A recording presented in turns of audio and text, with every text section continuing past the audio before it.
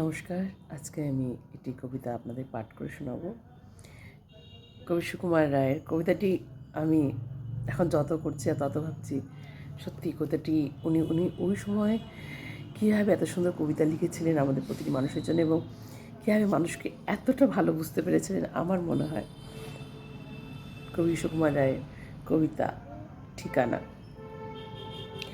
আরে আরে জগমোহন, এসো এসো, বলতে পারো কোথায় থাকে আদ্যানাথের মিশো? আদ্যানাথের নাম শুনুনি? খগেনকে তো চেনো। শ্যামবাগচি খগেনেরই মামা শ্বশুর যেন।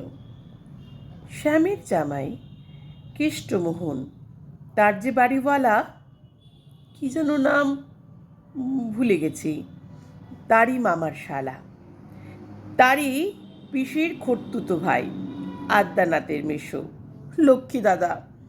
ঠিকানা তার একটু জেনে এসো। ঠিকানা চাও?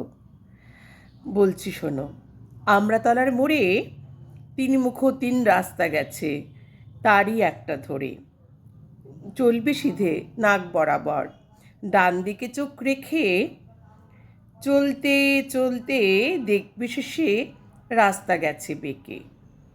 দেখবে সেথায় ডাইনে বাঁয়ে পথ গিয়েছে কত, তারই ভিতর ঘুরবে খানিক গোলক ধাঁধার মতো।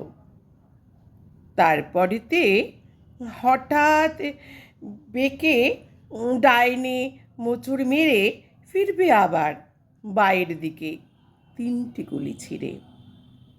তবেই আবার পড়বে এসে আমড়াতলার মোড়ে। তারপরে যাও যেথায় খুশি, জ্বালিও নাকো মোড়ে।